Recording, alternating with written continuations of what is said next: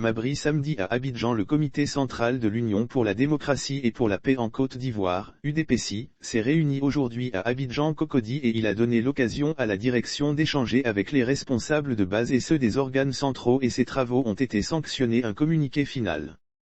Au cours de cette deuxième session du comité central, les participants ont passé en revue la vie du parti et la situation politique nationale. Au terme de cette rencontre, Dr Abdallah Albert Mabry Twakeus, président du parti, a échangé avec la presse. Dans la perspective de 2025 et de l'avènement d'une nouvelle génération à la tête du pays, il y aurait un projet de loi qui limite l'âge des candidatures à l'élection présidentielle.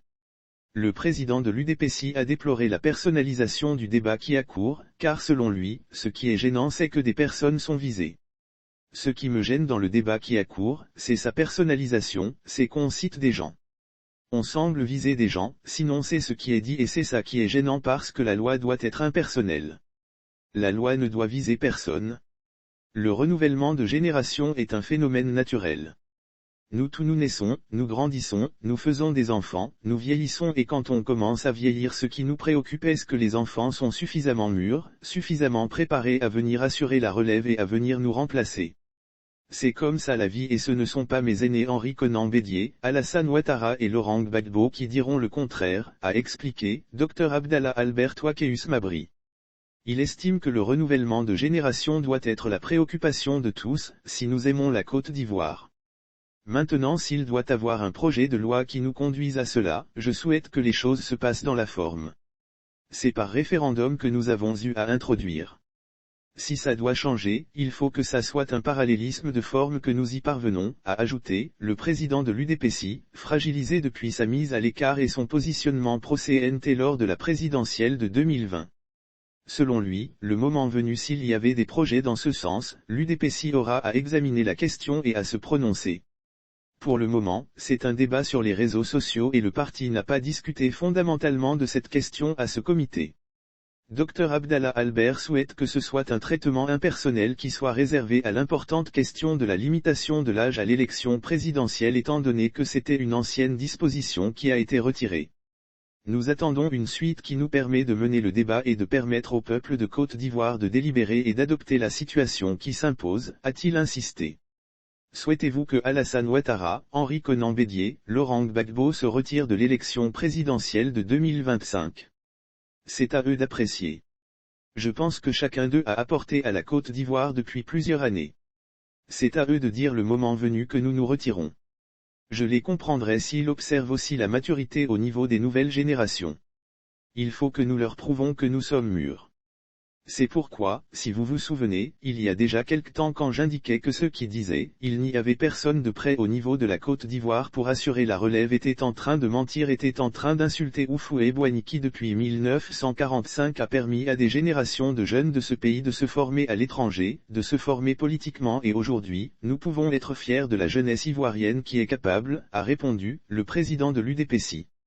Par ailleurs, dans le communiqué final, le comité central félicite les secrétaires régionaux, les coordinateurs, les secrétaires de section et les responsables des comités de base pour l'animation permanente ainsi que leur fidélité au parti quelles que soient les circonstances. Face aux défis à court et moyen terme, et dans le but de redynamiser davantage les actions du parti à la base, et conformément à l'article 19 alinéa 5 du règlement intérieur, le comité central autorise le président du parti à prendre les mesures transitoires. Il s'agit de la nomination des secrétariats départementaux, en entendant la désignation des coordinateurs départementaux, avec une équipe de 5 collaborateurs, de la nomination des secrétariats régionaux, 100 collaborateurs en dehors des secrétariats départementaux qui les secondent désormais et de la nomination des commissaires aux comptes. Le comité central décide de la célébration des 20 ans de l'UDPC, à travers une journée du militant le samedi 13 novembre 2021 à Abidjan.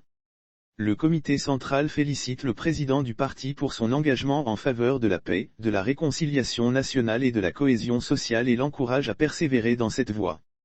Il note que 19 ans après l'assassinat du président Robert Gueye, l'opinion nationale et internationale retiennent que les proposés aveux des acteurs clés de la crise de 2002 innocentent totalement aujourd'hui le président Robert Gueye, relativement aux fausses accusations qui ont occasionné ledit assassinat.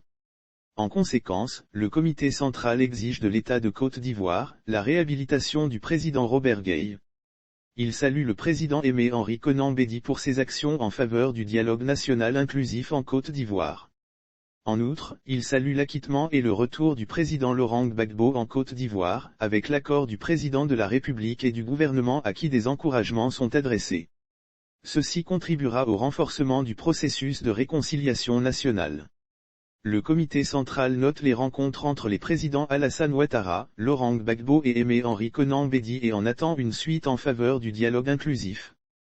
Toutefois, il regrette qu'il n'y ait pas eu d'avancée notable dans le processus de la réconciliation nationale, malgré la création d'un ministère en charge de la réconciliation nationale et de la cohésion sociale, et constate que le dialogue national inclusif est au point mort. Convaincu qu'il ne peut avoir de développement durable sans la paix et la cohésion sociale, le comité central invite le président de la République et le gouvernement à donner plus de visibilité aux actions de réconciliation nationale et de cohésion sociale, en libérant tous les prisonniers politiques et en facilitant le retour apaisé de tous les exilés politiques. Le comité central exprime sa préoccupation face au non-respect des textes qui régissent l'Assemblée nationale suite à la non-prise en compte des députés du groupe parlementaire UDPSI dans le bureau de cette institution et invite le gouvernement et toutes les institutions de la République à promouvoir la démocratie partout en Côte d'Ivoire. Relativement à la situation sécuritaire, le comité central félicite les forces de défense et de sécurité pour les efforts inlassables contre le terrorisme et exprime sa compassion à toutes les victimes de ce fléau. Il appelle le gouvernement à sécuriser davantage toutes les frontières du territoire national et invite les forces de sécurité et de défense nationale à redoubler de vigilance.